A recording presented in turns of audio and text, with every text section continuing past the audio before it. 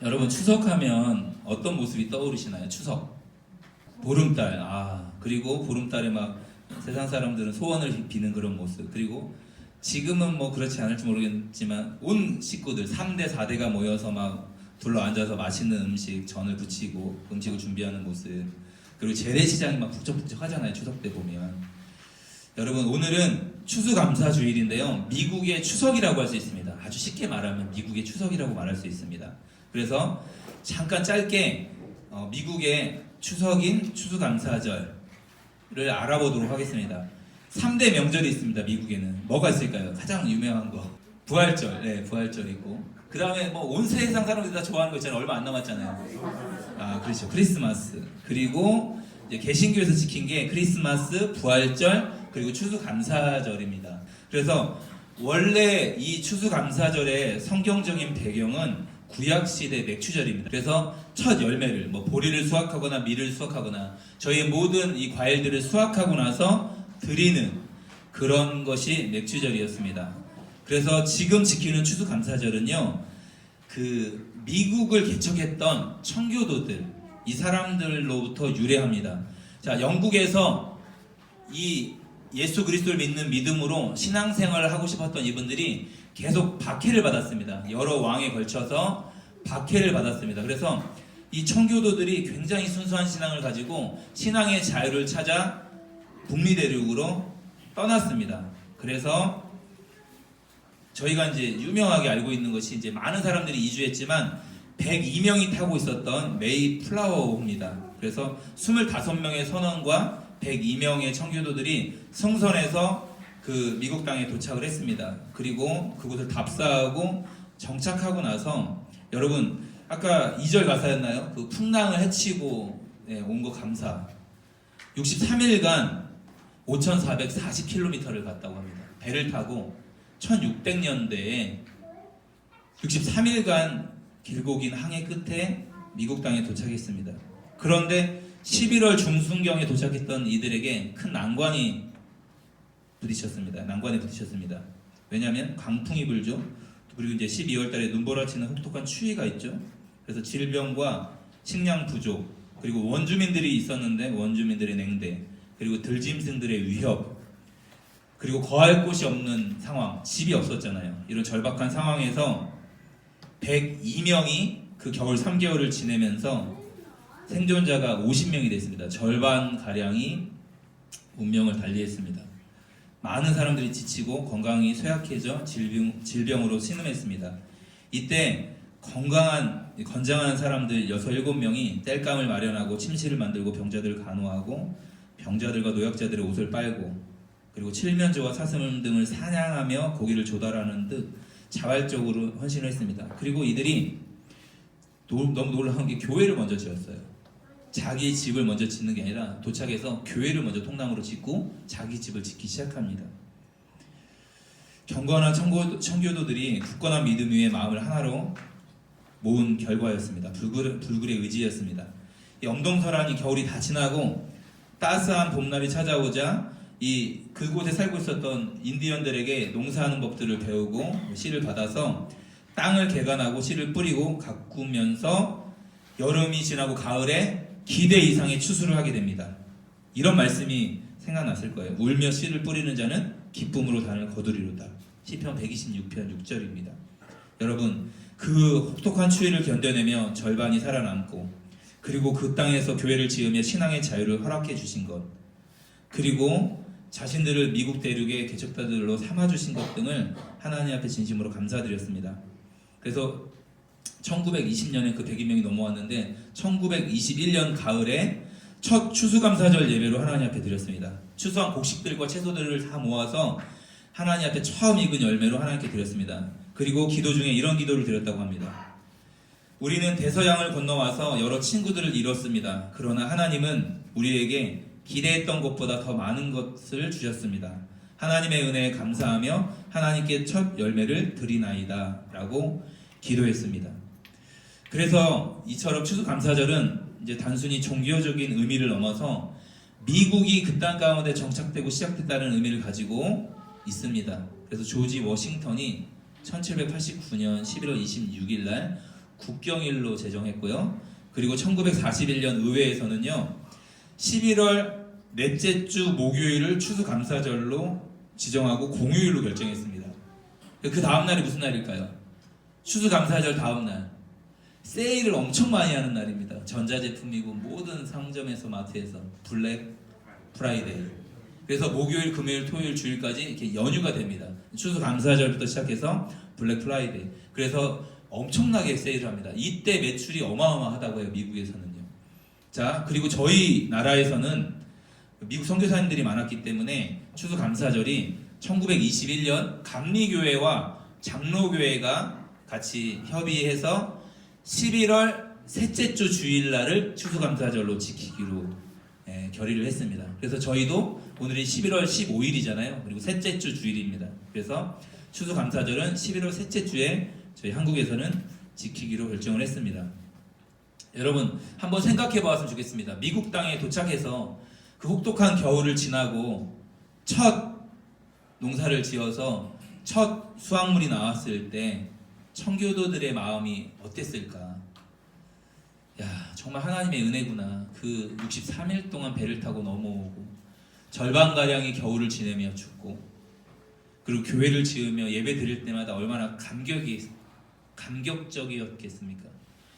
마음껏 주님을 믿을 수 없는 그곳에서 신앙의 자유 때문에 이곳에 와서 그 엄청난 대가를 치르고 이렇게 많은 것들을 수확해서 하나님께 감사의 예배를 드렸던 이 추수감사절을 지내면서 정말 하나님의 은혜라고 생각했을 것입니다. 그래서 오늘 제목이 모든 것이 주님의 은혜입니다 라는 제목으로 정했습니다. 여러분 오늘 우리가 본문을 읽었는데요. 본문 다시 한번 우리 볼까요? 고린도 전서 15장 9절에서 10절 말씀입니다. 나는 사도 중에 가장 작은 자라. 나는 하나님의 교회를 박해하였으므로 사도라 칭함받기를 감당하지 못할지 아니라. 그러나 내가 나의 하나님의 은혜로 된 것이니 내게 주신 그의 은혜가 헛되지 아니하여 내가 모든 사도보다 더 많이 수고하였으나 내가 한 것이 아니요 오직 나와 함께 하신 하나님의 은혜로라. 아멘. 고린도 교회 배경을 잠깐 설명해 드리면 사도 바울이 1차, 2차, 3차 전도 여행을 했습니다. 전도 여행을 하면서 교회를 세웠는데요. 이 고린도 교회는 사도 바울이 2차 전도 여행 때 1년 6개월가량 머물렀던 교회입니다. 그래서 바울에 의해서 고린도 지역에 세워진 교회입니다. 그리고 편지를 보낸 이유가 지금 고린도 전서 그리고 고린도 후서를 이렇게 보내게 되는데 편지를 보낸 이유가 뭐냐면 3차 전도 여행할 때 사도 바울이 에베소에서 오랜 기간 머물렀습니다. 이때 고린도 교회의 심각한 문제가 파가 나뉜다, 뭐 성도들끼리 서로 고발해서 법정에 서고 있다, 가는 문제들, 막 이런 것들이 교회 안에 수많은 문제들이 발생했다는 걸 전해 듣고 사도 바울이 편지를 써서 먼저 고린도 전서를 보냈습니다. 우리 고린도 전서 2장 1절 2절 말씀. 형제들아 내가 너희에게 나아가 하나님의 증거를 전할 때에 말과 지혜의 아름다운 것으로 아니하였나니 내가 너희 중에서 예수 그리스도와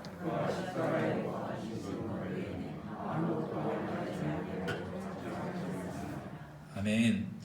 바울이 처음 이 서신서를 기록하면서 1장에는 나는 너희에게 복음을 전하길 원한다. 이 복음은 유대인들이 거리끼고 헬라인들에게 미련하게 보이지만 구원을 받는 우리에게는 하나님의 능력이다. 이렇게 1장에 이야기를 하고 나서 2장에 무슨 얘기를 하냐면 내가 너희와 함께 1년 6개월 동안 지냈을 때 하나님의 증거를 전할 때 내 말과 지혜의 아름다운 것으로 안 했다. 내가 너희 중에서 예수 그리스도와 그가 십자가에 못 박히신 것 외에는 아무것도 알지 아니하기로 작정하였다.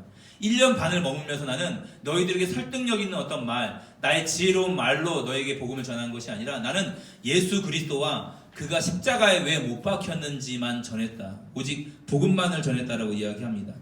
무슨 말이냐면 너희들이 지금 갖고 있는 수많은 문제들, 파가 나뉘고 교회 안에 서로 고발하는 문제들이 있고 부모와 자녀 간에 이런 이 수많은 안 좋은 일들이 막 나에게 들리는데 복음 때문이다. 너희들 더 복음을 깊이 알아야 된다. 이 말을 하면서 고린도 교회 편지를 시작하면서 너희와 함께 지낼 때 나는 오직 복음만을 전했다.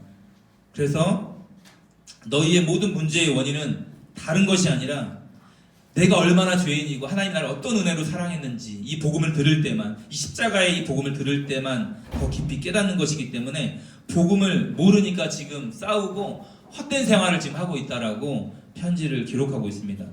그리고 고린도전서가 16장으로 끝나는데 15장 이제 편지를 마무리하면서 또 15장 1절 2절에서 이렇게 말하고 있습니다. 형제들아, 내가 너희에게 전한 복음을 너희에게 알게 하노니 이는 너희가 받은 것이요 또 그 가운데 선 것이라.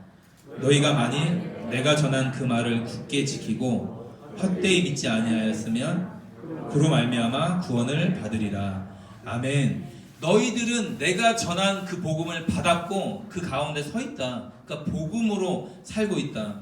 그러니까 내 말을 2절 말씀에 너희가 만일 내가 전한 그 말, 그 복음을 굳게 지키고 헛되이 믿지 않았으면 그로 말미암아 구원을 받고 있다. 그러니까 구원 문제까지 연결시키는 거예요. 그러니까 복음 무시하는 그런 수준이 아니라 내가 어떤 은혜를 받은 자인지를 까먹으면 서로 고발하고 싸울 수밖에 없죠. 또 남을 비판하고 정죄할 수밖에 없죠. 그런데 남을 비판하는 게 아니라 그 복음 앞에 자기가 서보면 예수님의 십자가의 희생을 다시 한번 기억하면 와, 이런 나를 사랑해 주셨구나. 이런 끔찍한 나를 하나님이 포기하지 않고 사랑하셨구나. 그럼 우리가 누구와 싸우겠습니까? 누구를 고발하겠습니까? 내가 어떤 은혜를 입었는데요. 내가 1만 달란트를 탕감받았는데 그거 조금 나에게 1천만 원, 2천만 원 빚진 사람 멱살을 잡을 수 있겠습니까? 내가 하나님 앞에 수십 조를 탕감받았는데 나에게 100만 원, 1000만 원 빚진 사람 멱살을 잡고 갚으라고 소리 지를 수 있겠습니까? 그러니까 너희가 만일 내가 전한 그 말을 굳게 지키고 헛되이 믿지 아니하였으면 그로 말미암아 구원을 받으리라. 다른 말로 하면 복음을 붙잡지 않고 복음에 서 있지 않고 헛되이 믿을 수 있다는 것입니다. 저는 조국 교회가 이렇게 가는 게 참 안타까운 사람 중에 하나입니다. 교회는 다니는데 평생 교회는 다니고 예배 드린다고 생각했는데 결국은 하나님 앞에 섰을 때 실제로는 믿고 있지 않아서 목사인데 하나님 앞에 심판받을까봐 정말 두렵습니다. 바울이 그러잖아요. 두렵고 떨림으로 너희 구원을 이루라. 그러니까 우리 행위로 구원받는 건 아니지만 이 은혜를 까먹으면, 이 은혜를 놓치면 우리도 어느 때든 변질될 수 있고 예수님을 부인할 수도 있고 가론 유다처럼 예수님을 팔아먹을 수도 있는 존재입니다.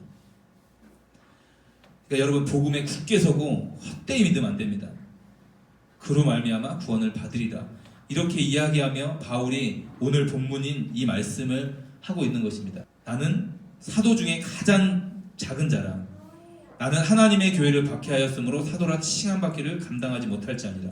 그러나 내가 나 된 것은 하나님의 은혜로 된 것이니 내게 주신 그의 은혜가 헛되지 아니하여 내가 모든 사도보다 더 많이 수고하였으나 내가 한 것이 아니요 오직 나와 함께 하신 하나님의 은혜로라. 사도 바울 정말 많이 수고했습니다. 정말 많은 교회를 세웠습니다. 그런데 내가 한 게 아니라 하나님의 은혜라고 고백하고 있습니다. 여러분, 이 편지를 마무리하며 바울은 왜 모든 것이 하나님의 은혜라고 고백했을까요? 나는 사도 중에 가장 작은 자라. 자기를 정확하게 알고 있었습니다. 사도 바울은요, 예수님을 믿을 생각도 없었습니다. 저희는 누군가에게 이렇게 복음을 전해 듣고 교회를 나가기로 결정을 했지만 사도 바울은 그냥 예수 믿는 사람들을 잡고 그냥 쳐놓고 끌어들여서 감옥에 넣는 그 역할을 하며 스데반이 순교할 때도 찬성표를 던졌던 청년이었습니다. 그러니까 예수님을 믿을 생각, 자기의 의지로는 예수님을 만날 생각이 없었는데 그 다메섹으로 다마스커스로 가는 그 길에 예수님이 그냥 강권적으로 사도 바울을 만나 주셨습니다. 그래서 그의 인생이 완전 예수님 만나고 뒤집어졌는데, 그러니까 자기는 교회를 박해하던 자였기 때문에 나는 교회를 박해하였으므로 사도라, 나는 목회자라 칭함받기가 너무나 부끄럽다, 감당하지 못할 자다 라고 고백을 하는 것입니다. 여러분, 저도 그랬던 것 같습니다. 말씀을 준비하며 참 고등학교 시절에, 청년 시절에 어느 때는 예수님을 믿는 걸 부끄러워했던 것 같아요. 기억이 나요. 고등학교 때 수련회 티로 예수님, 우리의 구원자 예수님 이런 거 쓰고 안양시내 나가면 이게 부끄러워서 뭘 걸치거나 자꾸 이거 막 교회 티라는 거, 예수님 이름이 막 부끄러웠던 것 같아요. 너무 부끄럽다 그 생각을 하는데, 교회를 때로는 교회가 잘못됐다라는 거 욕했던 사람이 저였던 것 같고요. 그러니까 지금 때로는 목사라고 불려지는 게 참 부끄럽고 감당하지 못할 그런 사람일 때가 너무나 많습니다. 그러나 바울이 그러나 내가 나 된 것은 하나님의 은혜로 된 것이니 라고 고백한 것처럼 그러나 저도 이런 나를 위해서 죽으신 예수님의 희생 때문에 여기에 서 있습니다. 지금 제가 이 자리에 목사의 사명을 감당하며 여러분과 함께 말씀을 나누고 전할 수 있는 것은 예수님의 십자가의 희생과 사랑 때문입니다. 지금의 제가 여기 있는 것은 정말 하나님의 은혜로 된 것입니다. 바울이 그랬습니다. 모든 사도보다 더 많이 수고했습니다. 그런데 내가 한 것이 아니라 오직 나와 함께 하신 하나님의 은혜라고 고백합니다. 청교도들도 미국에 와서 참 많은 수고를 했습니다. 그런데 추수감사 예배 드리며 하나님의 은혜입니다라고 고백할 수밖에 없습니다. 우리는 참 많은 것들을 하나님 앞에 받았습니다. 여러분, 우리도 한 해를 돌아보며 하나님께 감사했으면 좋겠습니다. 사도 바울은 고린도전서 1장 4절 말씀에 보니까 항상 감사했더라고요. 그리스도 예수 안에서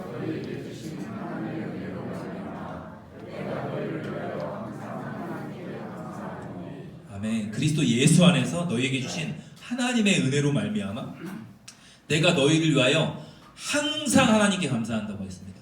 바울은 매를 맞을 때나 돌을 맞을 때나 옥에 갇힐 때나 굶었을 때나 또 섬에서는 독사에 물릴 때도 있었습니다. 그런데 항상 감사한다고 표현했는데 무엇 때문에 항상 감사합니까? 그리스도 예수 안에서. 사도 바울의 모든 편지를 보면 그리스도 예수 안에 있는 사람입니다. 나는 살아도 죽어도 주를 위한 사람. 내가 죽는 것도 유익하다. 왜냐하면 예수님이 드러나니까. 그러니까 사도 바울은 삶 자체가 예수님 안에 거하는 사람이었습니다. 그리스도 예수 안에서 너희에게 주신 하나님의 은혜로 말미암아 하나님의 은혜를 항상 기억하는 사람이었습니다. 바울은 항상 감사하는 사람이었습니다. 여러분, 바울이 2차 전도 여행 때 고린도 지역에서 1년 6개월 동안 머물면서 여기에 거하라 내 백성이 많다 그러면서 1년 6개월 거했는데요. 1년 6개월 머무는 거 바울은 2차 전도 여행 때 고린도 갈 생각 자체가 아예 없었습니다. 여러분 신약 공부하신 분들은 알겠지만 바울은 에베소에 가서 복음을 확장시키는 게 바울의 이 꿈이었기 때문에 에베소로 가려고 했는데 하나님이 계속 예수의 영이 허락하지 않는 거예요. 그래서 마게도냐 황상, 윗지방으로 가서 이제 한국에서 마게도냐 환상을 듣게 됩니다.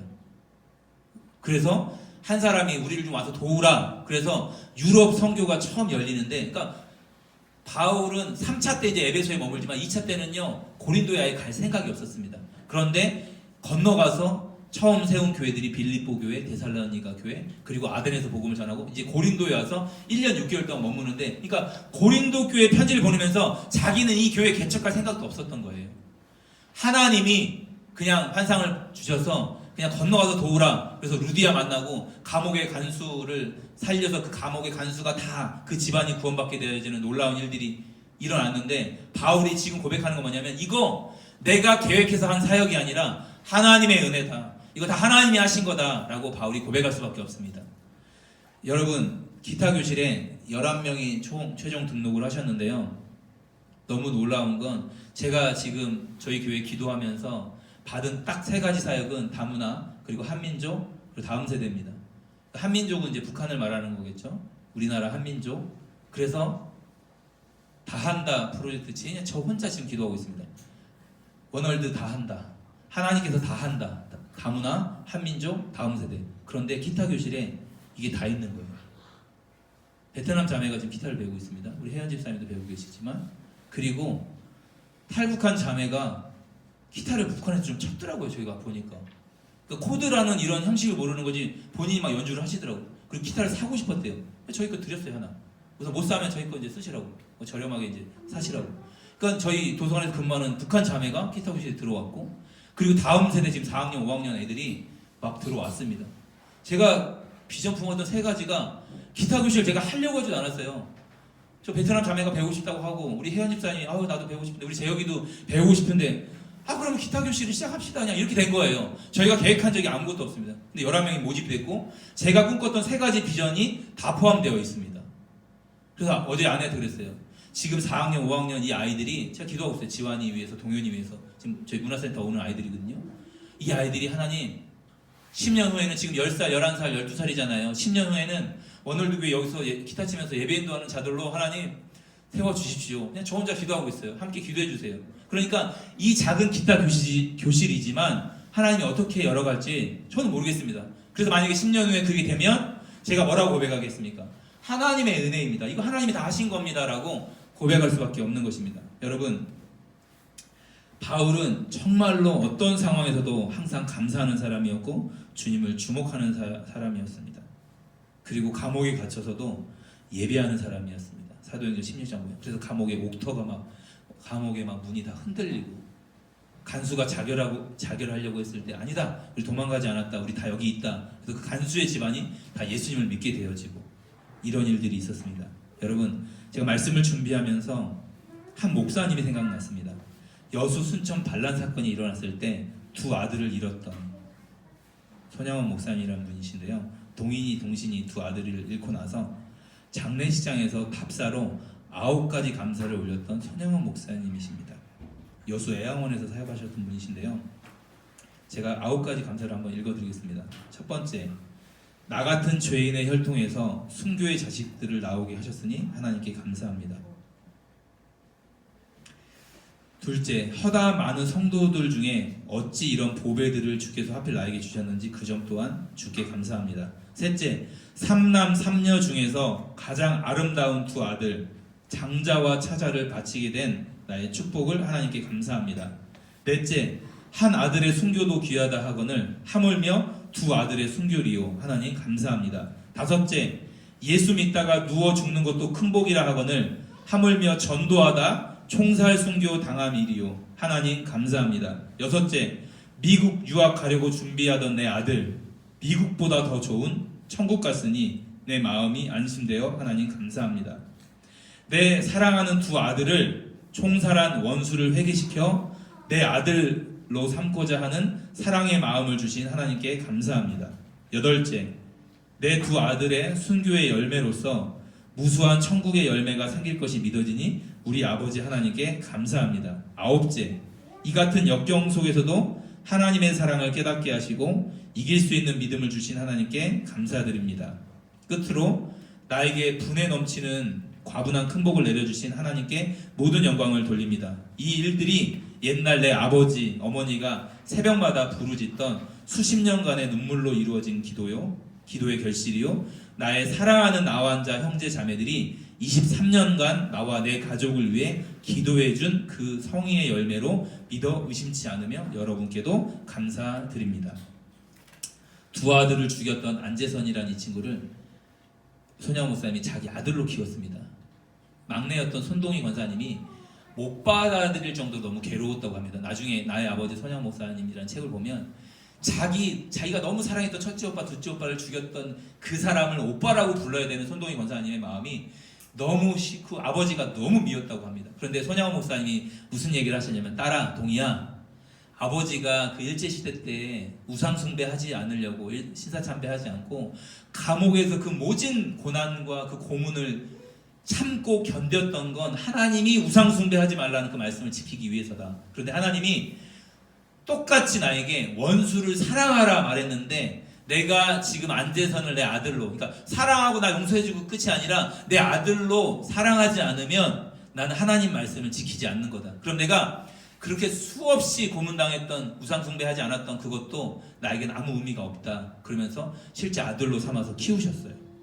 그런데 책에 보면 손양원 목사님도 참 연약한 분이셨습니다. 두 아들이 총살 당했다는 이야기를 딱 듣고 나서 방에 들어가서 나오지 않으셨어요. 너무 깊은 절망 가운데. 이때 두 아들이 죽었다는 이야기를 듣고 여수에서 순천이 가까우니까 순천에서 한 목사님, 손양원 목사님 친구분이 와서 손 목사님에게 호통을 친 거예요. 지금 두 아들이 죽어 천국 가 있는데 지금, 그러니까 남은 이야기할 수 있잖아요. 부모는 아니니까, 친구니까. 지금 두 아들이 지금 천국 갔을 거 아니냐고. 왜 이렇게 깊이 절망하고 있고, 왜 이렇게 힘들어하고 있냐고, 왜 괴로워하고 있냐고, 두 아들이 천국 가는 거 진짜 아니냐고, 당신이 설교하고 믿었던 게 진짜라면 지금 동인이 동신이 천국 가 있을 거 아니냐고 라고 했을 때 정신을 차리셨다고 하더라고요. 그러니까 손양원 목사님 처음 이 일을 당했을 때부터 뭐 대단한 감사의 고백을 한 게 아니라 그때 친구의 고백을 듣고 나서 의지를 써서 하나님께 감사의 9가지 제목을 썼던 것입니다. 여러분, 친구의 권면 때문에 그러면서 저도 9가지 감사를 한번 써봤습니다. 원월드 교회에 오게 된 9가지 감사. 여러분들도 집에 돌아가셔서 지금 가정을 위한 9가지 감사, 혹은 이제 신앙생활하면서 9가지 감사 다 포함하셔서 한번 써도 좋겠습니다. 내가 지금 살고 있는 9가지 감사를 한번 써보시면 감사하겠습니다. 저는 한 주 동안 이걸 한번 다듬어 보았습니다. 첫 번째, 하나님의 정확한 때에 하나님이 기뻐하시는 원월드 교회에 오게 되어서 감사.